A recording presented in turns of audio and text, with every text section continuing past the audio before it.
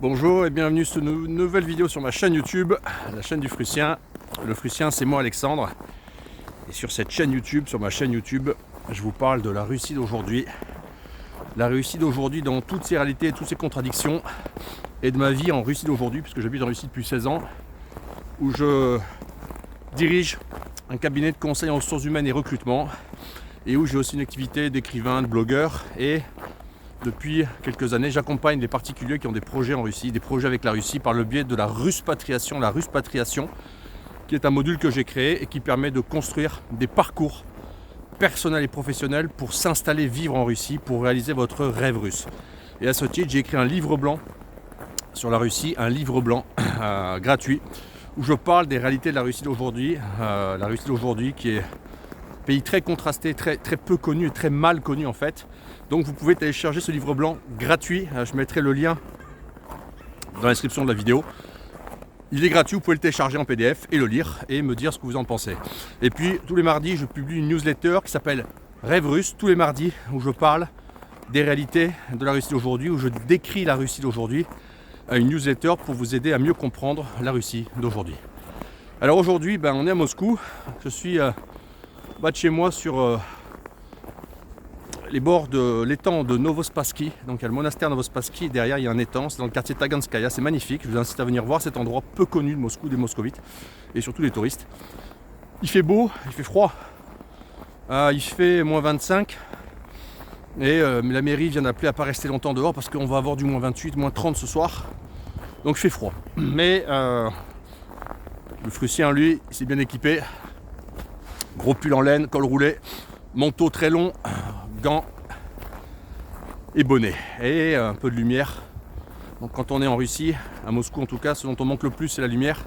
Et même quand il fait froid, on a envie de sentir la lumière. Alors aujourd'hui, je vais faire une vidéo géopolitique. Déjà je voudrais remercier Emmanuel Todd. Emmanuel Todd que je suis depuis longtemps, dont je suis un des grands fans parce que il parle vrai, il parle juste. Et il n'a pas peur de dire des choses qui sont à contre-courant. Je remercie Emmanuel Todd parce que dans son dernier ouvrage, il m'a cité.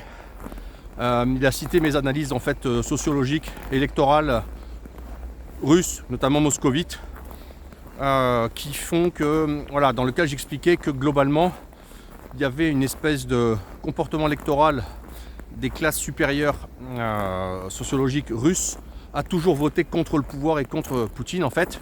Ils votent Navalny, ils votent Prokhorov, ils votent communiste s'il faut, ils votent tout, mais ils votent contre Russie unie. Et en fait,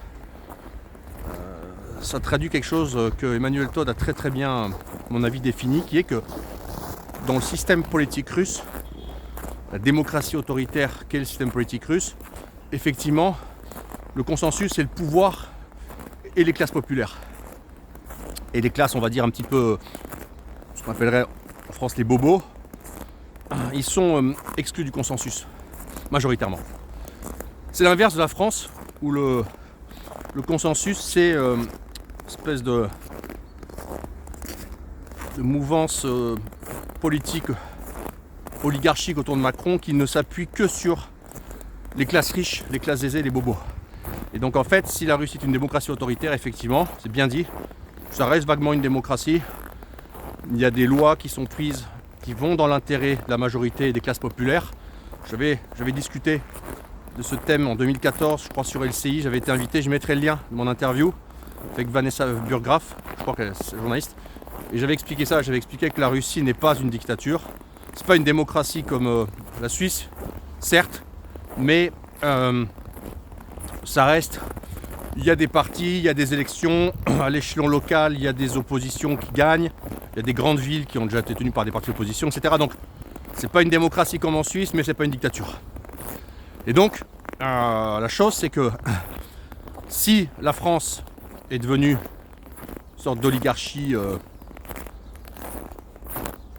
péridémocratique, je ne sais pas comment on peut la qualifier, effectivement, la Russie est une démocratie autoritaire.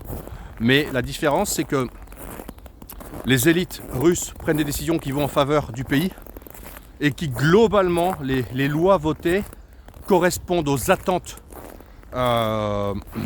moyennes du peuple russe sur le plan politique, économique, sociétal. Donc il y a une harmonie en fait politique qui existe entre le pouvoir politique russe et les administrés. Il y a une harmonie, il y a une forme d'harmonie. Et en France, pas vraiment d'harmonie entre le peuple français et la Macronie. La Macronie survit, on ne sait pas trop comment, mais pas avec le soutien profond du peuple français. D'ailleurs, on a un président qui est élu avec 25% au premier tour et 50% d'abstention. En Russie, nous, on a un président qui est élu avec 75% au premier tour et 50% d'abstention. Allez chercher quel est le modèle le plus cohérent. Donc, voilà, donc c'était ça. Merci Emmanuel Todd. Et j'incite tous les gens qui me suivent à acheter le livre d'Emmanuel Todd, Défaite de l'Occident. Achetez ce livre, lisez-le et offrez-le autour de vous parce que c'est un livre que j'ai commencé à lire qui est grandiose. Grandiose, juste grandiose. L'analyse anthropologique est sublime, l'analyse économique est ultra rationnelle. Pour moi qui suis dans le monde de l'entreprise, c'est exactement ça.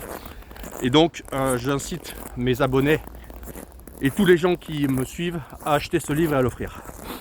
Je marche doucement, c'est hyper glacé en fait, on dirait pas comme ça, mais je marche sur un lac de glace. Voilà. Mais aujourd'hui, je voudrais parler justement du thème du livre en fait, qui est la chute de l'Occident, la défaite de l'Occident. Parce qu'en fait, si vous reprenez ma vidéo de fin février 2023, réflexion sur un an d'opération militaire spéciale, et puis ma vidéo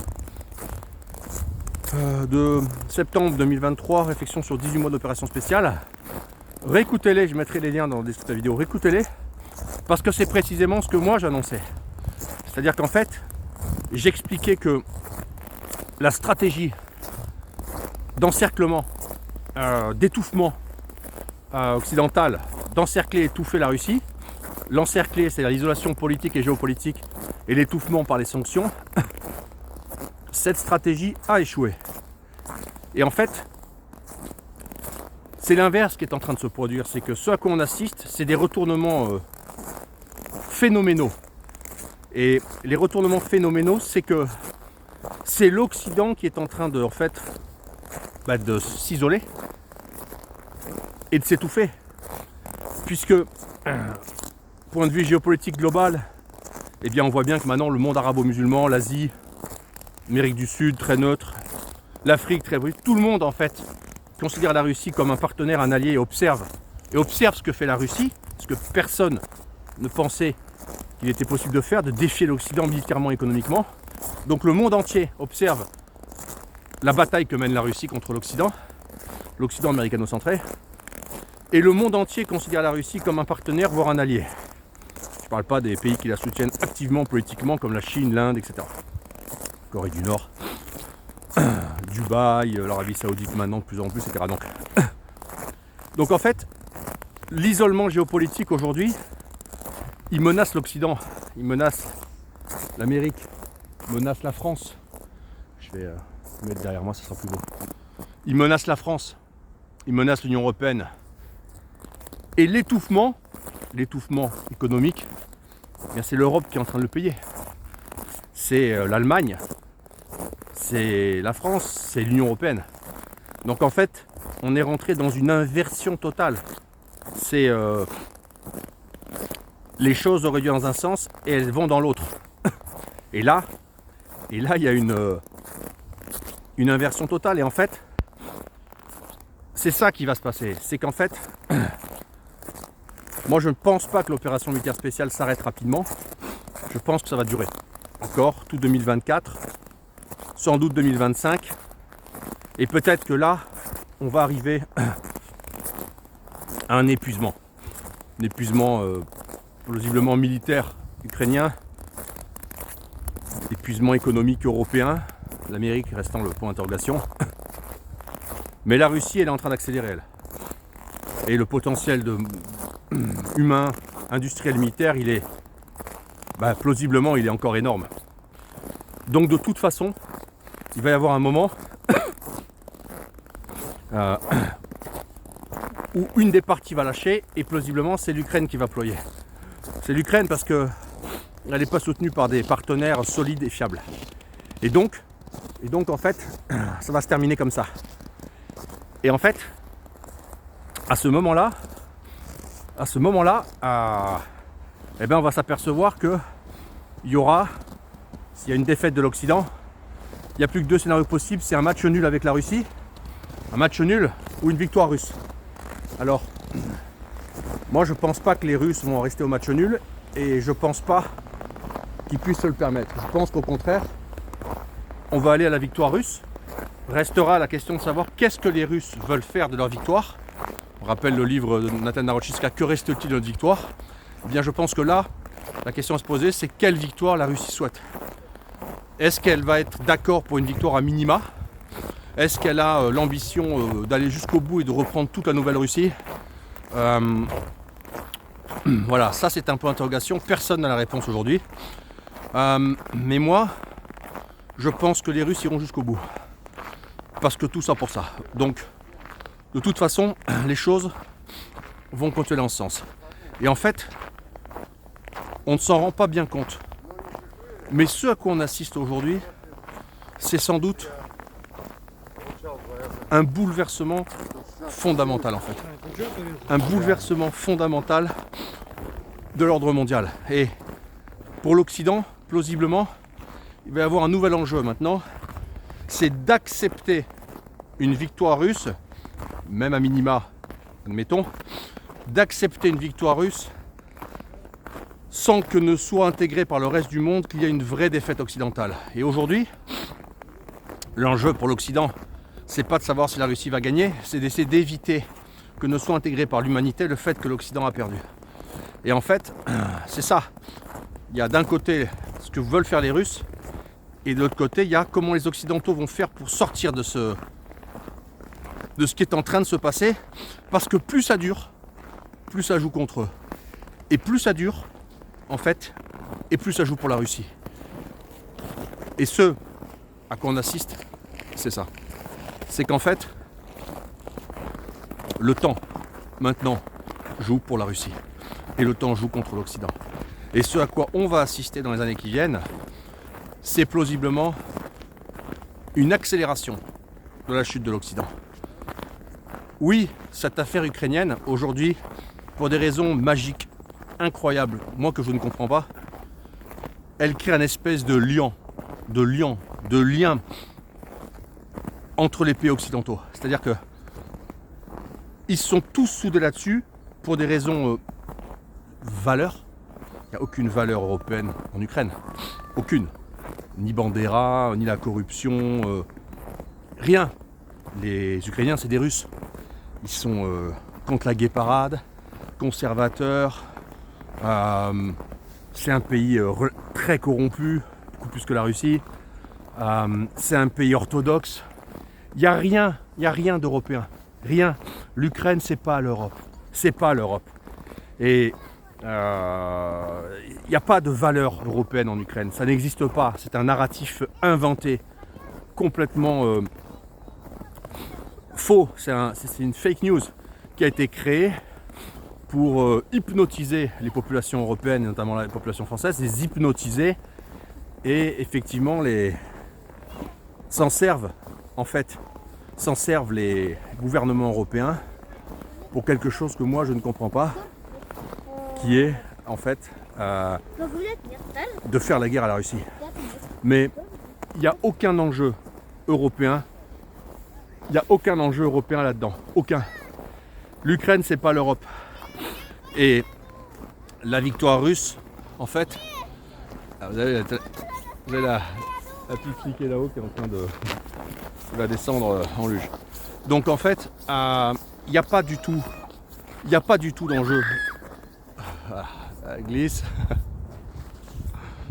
Voilà. Il n'y a pas vraiment d'enjeu en fait européen là-dedans. Mais ce qui est sûr, c'est que ce lion, cette espèce de fédérateur qui est devenu le dossier ukrainien pour l'Europe, quand ça va sauter, eh ben, les économies européennes vont s'apercevoir qu'elles ont perdu la guerre, qu'économiquement elles sont ravagées, que leur déclassement s'est accéléré, la situation des gens va se dégrader, la vie. Je ne peux même pas parler de tout ce qui se passe, de toute façon, vous êtes en Europe, moi j'y suis plus, mais les choses vont s'accélérer. Et la grande le grand déclassement va s'accélérer. Et par conséquent, aujourd'hui, les Occidentaux se sont mis dos au mur. Et plus ça dure, plus le monde entier observe qu'on peut dire non aux Occidentaux. Et ça c'est un game changer. Voilà, donc petite vidéo aujourd'hui hivernale pour bien vous dire que ne vous trompez pas. Croyez-moi, il n'est pas question de faire de la futurologie, il est question de regarder les choses factuelles telles qu'elles arrivent. Et ce qui arrive aujourd'hui, c'est que l'Occident s'est mis dans un sacré pétrin. Et que si la Russie a été en danger, elle a été en danger en 2022, parce qu'il y a eu des erreurs, parce qu'il y a eu des erreurs d'appréciation, parce que ci, parce que ça, si elle a été en danger, elle ne l'est plus aujourd'hui. Elle ne l'est plus aujourd'hui. C'est l'Occident qui est en danger aujourd'hui. Et de ce dossier ukrainien, l'Occident ressortira affaibli. Très affaibli. Beaucoup plus affaibli. Et les Européens seront encore plus déclassés, mal considérés, peu enviés. Donc, on est aujourd'hui sur un moment de grands changements de fond, et ce à quoi nous allons assister dans les années qui viennent, les 10 ans, 15 ans qui viennent, 20 ans qui viennent, c'est des changements systémiques dans l'ordre mondial et dans l'organisation de l'ordre mondial. Et la Russie, dans ce nouvel ordre mondial, elle va jouer un rôle essentiel. Parce que c'est le pays qui a les ressources, c'est le pays qui a initié la grande bifurcation, et c'est le pays, je vais revenir sur une autre vidéo là-dessus, c'est le pays qui a toute l'organisation intérieure structurelle pour participer en fait à la grande réorganisation du monde. Allez, ça glisse, je vous parle, et on est dans les dangers. Donc la Russie va contribuer à ça parce qu'elle en a les ressources en fait. Voilà. Voilà, c'est un peu tout pour aujourd'hui. Je vais vous filmer le lac de glace derrière. Ça glisse, hein, vous savez pas. Allez, de la glace. Ouais. Voilà. Donc, Ukraine, la défaite de l'Occident. Et moi, je rajouterais la victoire de la Russie. Voilà. La victoire de la Russie. Et on verra quelle forme a la victoire russe.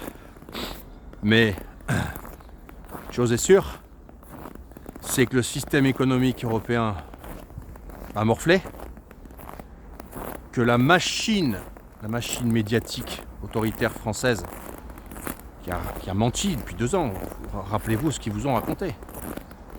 Rappelez-vous, 300 000 soldats tués, les machines à laver, rappelez-vous ce qu'ils ont dit aux gens. Rappelez-vous, c'est le communisme. Hein. C'est le communisme. C'est-à-dire qu'en fait, l'Europe devient une sorte de communisme 2.0 où il faut abrutir les gens, les rendre bêtes, leur mentir, les appauvrir, leur faire croire que c'est pire ailleurs, et que nous on a la démocratie. Et non, ça ne marche pas comme ça. Donc ça ne marche pas comme ça, et les grandes tendances, c'est que ça ne va pas beaucoup marcher comme ça à l'avenir. Les choses sont en train de s'inverser. Et c'est marrant parce que j'avais cité sur mon canal en fait, j'avais parlé, je sais plus, du fait que la Russie entre dans une forme de solitude géopolitique, que son voyage vers l'Europe s'arrête, hein, c'est cité sur le coffre, et que la Russie rentrait dans une solitude géopolitique. Et en fait, j'ai l'impression que la solitude géopolitique, elle attend l'Occident. C'est-à-dire qu'en fait, la Russie n'est plus tant que ça dans une solitude géopolitique. Non. Par contre, j'ai l'impression que c'est l'Occident qui est en train de s'enfermer dans la solitude géopolitique. Et la solitude géopolitique, c'est pas bien quand on est l'Occident, qu'on n'a plus d'usine et qu'on doit acheter la matière première et l'énergie à l'extérieur. Voilà, c'est tout pour aujourd'hui. Likez cette vidéo, partagez-la, abonnez-vous à ma chaîne YouTube. Suivez-moi sur Telegram, réfléchissez à la Russie, venez visiter la Russie. Et je vous dis à très bientôt pour une nouvelle vidéo sur la chaîne du Frucien.